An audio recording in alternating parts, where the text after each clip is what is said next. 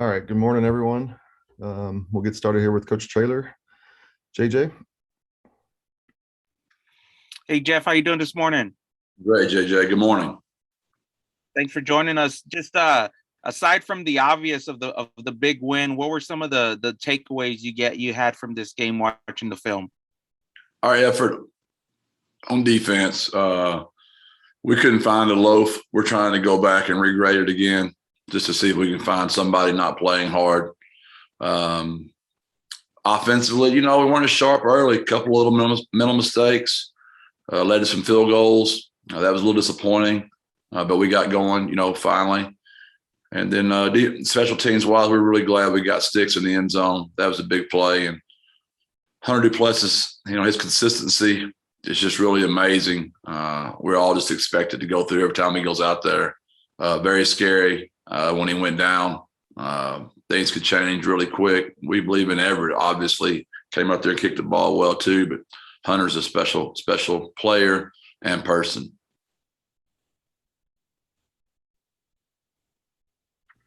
Okay, Greg. Jeff, you wanted to grade the tape before you offered an evaluation of any young guys or any players who don't normally get a chance to shine. Was there anybody who maybe took advantage of their opportunity or really stood out in the game this weekend? Cyrus McCormick was the Triangle of Toughness winner this week.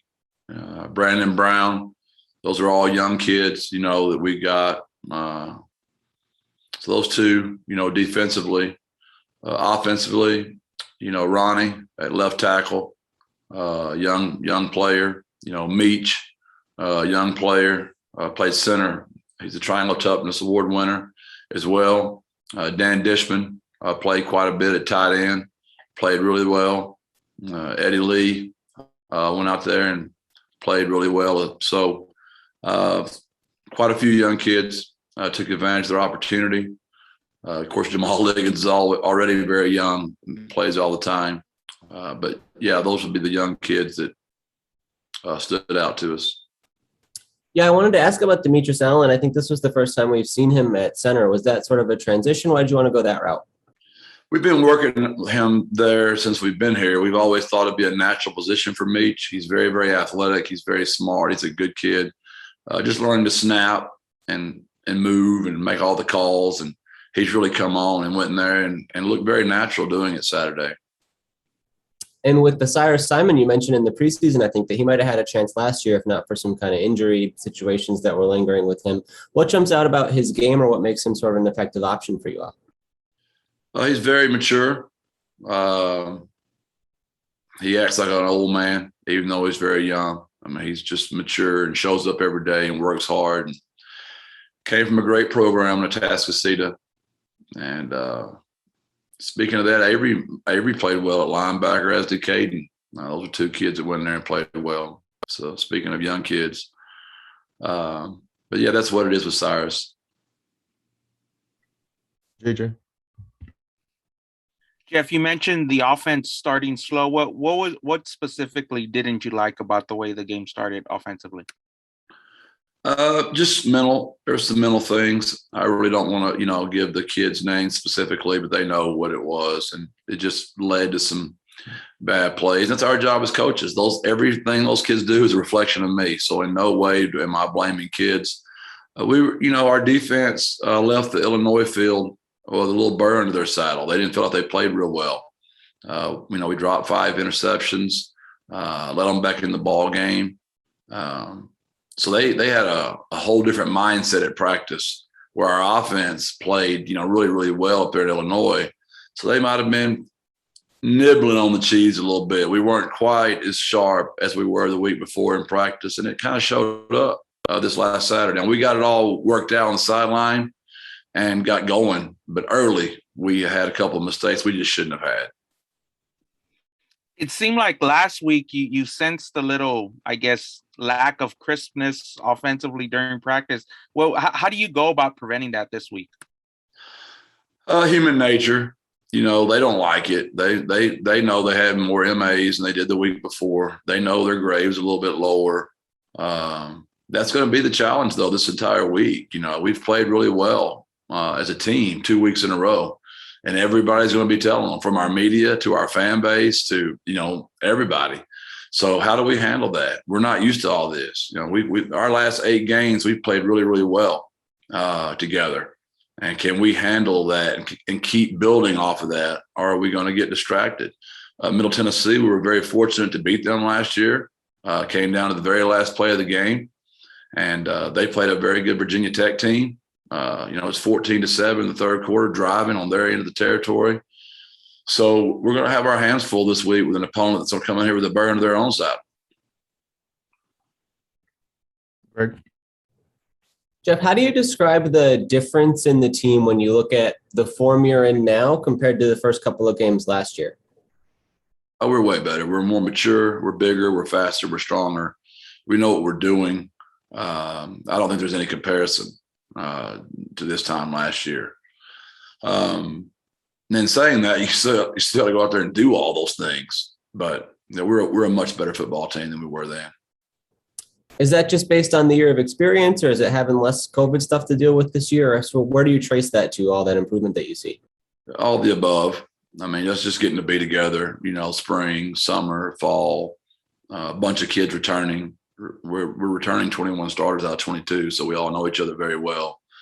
There haven't been as many misses due to COVID. We're about, I don't know how vaccinated we are. We're high, so we don't have much threat of that. So that's been easier on us as well. Frank Harris obviously didn't have to do a ton in this particular game, but overall, how do you rate his improvement from last year to this year and some changes you might have seen? Just his ability to throw the football so much better. He's so much more precise, accuracy, confidence, decision. So him and Josh have been very good for each other. It's very rare you have 2 guys that competed that hard for a job that are that much for each other. And if you ever watch our sidelines, they both are really into each other. And it's kind of our whole team. It's kind of the epitome of who our team is. And really proud of them. And Frank and Josh have been great through all this. You mentioned the decision portion with Frank, and it seemed like, especially in the Illinois game, he got the ball out really fast. Was that something that you guys have worked on or that you wanted to see differently compared to last year? No, it was just what Illinois was giving us. So he was taking what was there. But that comes with confidence and just playing the position and, feeling better about your decisions. But those particular calls, those were the design of the call. And then last week you talked to us about his response to adversity and how he got better in that area. Was that something you guys kind of worked with him on through the offseason, or is that something you talk about with him a lot? How did he turn a corner in that way? He knows it too. I've mentioned it before. All of our greatest strengths are our greatest weaknesses. He's a perfectionist. So that's what makes Frank, it's a rare bird that you're the first one in the building and the last one to leave. I've mentioned it before.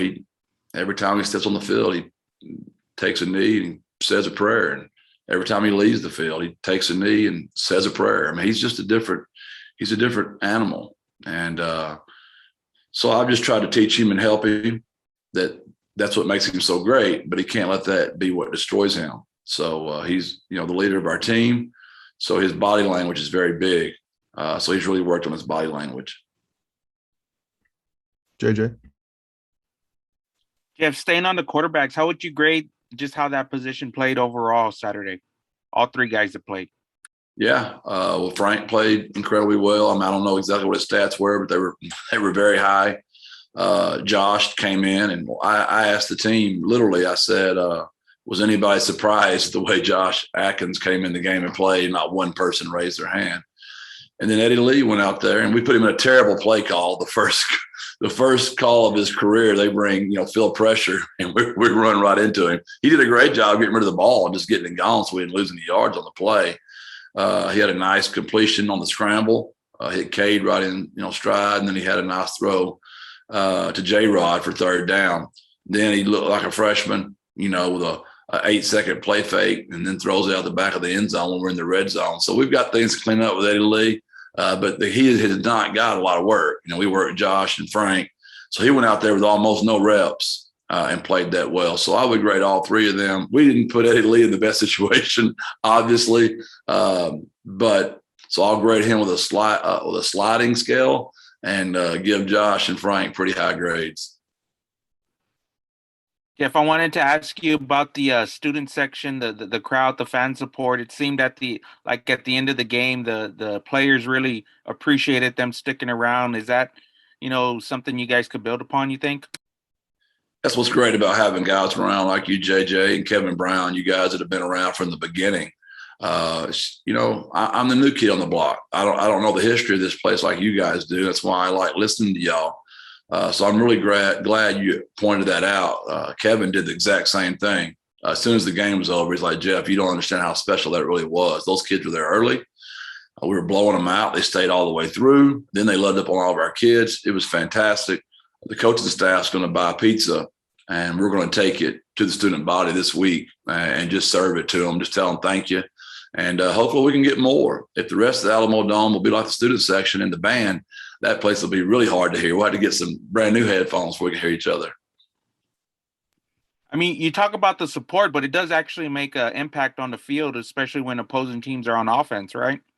If you read last week, I have a lot of respect for Coach Stock at Middle Tennessee, what he's done there. He's been there forever. He does a fantastic job. At Virginia Tech, they had to go to the silent cadence. And he said it cost them a few series just getting used to it. Wouldn't that be nice to read that in the newspaper next week when Greg's writing that up, that the Alamo Dome was like that? It's just so loud they had to go to the silent cadence. So there's no doubt it has an effect on the ball game, not just for our players and the psychology of them getting excited, but also how it hurts the other team. Greg? Jeff, we saw between the third and fourth quarters in this game, your guys and the coaches included held up the triangle. Can you tell us about that idea and where it came from and if we could see that through the year? The Leadership Council came up with it. We did it at the Illinois game, just not as many people noticed it. We've been trying to construct a real triangle that we could bang on when we have a turnover. I've got Andrew Acosta in charge of making this for us. So before we unleashed it for the game, I said, I want to see video proof that this thing can handle us banging on it before we reveal it to the Alamo Dome. And so Andrew did it and said to me, I said, Andrew, we're going to be banging harder than that. I want to see you really bang it.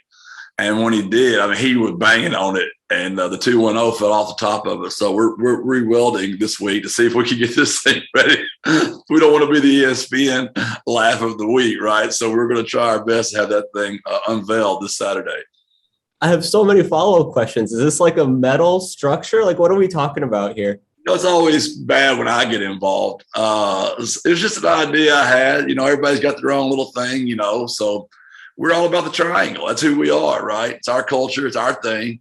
So we're just trying to play off of it. Our kids believe in that desperately. I watch all their interviews that you guys put them through just to try to help them. And it amazes me how we all speak the exact same language. We're trying to come up with a word for triangle language that our culture speak, and we got all kinds of things working in the field. We got to keep it fun, man. We got to keep it loose. Got to keep it light. We're in here a long time together, so we got to have some fun. This is also a very important follow-up question, but are you supposed to have your whole hand up when you do the triangle, or is it just 3 fingers? How do you do it? Great debate. We're in a real debate. It has not been this stamped, and we're a work in progress, right? We're a new program, new coach, and we're still trying to figure out all the details. We'll be glad to take advice. The running joke on the team: if Rashad Wisdom wants it, he gets it. So go to Rashad if you want to make it work. Whatever y'all want. Jeff, I guess kind of changing gears, something I've always kind of been curious about. Do you have any other coaches, whether it's college or NFL, that you just kind of look around at and maybe you're impressed by what they run on offense, or you think maybe some of these ideas are things that I could implement in what we're doing here? No doubt. We have people we study, certain ones, but we keep that to ourselves just we don't want our opponents knowing who we're studying, because they might figure out what we're going to add next week. But there are always coaches that have influenced your career that just see the game kind of the same way. offensively, defensively, special teams wise, and even culture speak and how they coach their teams. We have a certain style we like to be like, and there's certain people in the business that kind of do it similar. So we always study those people. Is there time, like maybe in the off season, to do like studies of, let's watch a bunch of, Rams games or whatever it may be and see if there's anything how does that process work on your end?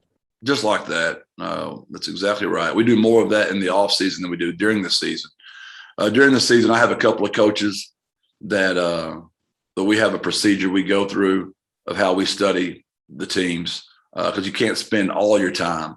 But with technology nowadays and access to filtering plays, there's ways to filter plays where you can find the best ones and against different defenses, what works the best. So all those analysts that Dr. Campos gets mad at me about for having too many of them and adding them, trying to hire more, they're the ones always out trying to find us ideas. And I've been with those guys quite a bit, so they know what I like to the table. And it helps Coach Lunny, helps Coach Lelton, Coach Wright, helps Coach Perry, because they all know what I desire. And I've got a great staff that really, I know this word in America nowadays, serves me, and I try to serve them in the exact same way. JJ. Jeff, what about Middle Tennessee? What have you seen on them early this week? That they're 1-1, but they hung pretty tough in a pretty tough environment last week. Head coach has been there for a long time. Stock does a great job. Those kids really believe in him. They play hard for him. He's a no-nonsense guy, tough guy. Defensively, his DC's been there for a while. He's a very good coordinator. Wherever he's been, his kids play hard. They're very, very fundamentally sound. They're a 4-down team. Cover 4 is their base secondary. They fit very well. He just does a really good job coaching. They're gonna do their best to stop the run. They're very committed to it. They're a lot like we are. Offensively, new OC has done a fantastic job with the RPOs through his career. Quarterback's a really, really good player, a lefty that can really throw it. They're a mature team. A lot of starters back on both sides of the ball. So we'll have our hands full. This will be the best opponent we've played so far this year. Last year's game, I didn't realize. I had to go back and look. It went down to the very end. Do you feel like they're going to come in with a chip on their shoulder? Yeah, I mean, if you watch the game, we were very fortunate to win the ball game. I mean, it went down to the literally last play of the game. And I personally think they outplayed us, and I've told our kids that. I think they outplayed us. They played harder. They played smarter. We were just very, very fortunate to win. We play well at home, but we got outplayed that day, in my opinion. Anything else for Coach Traylor this morning? All right. Thanks, everyone.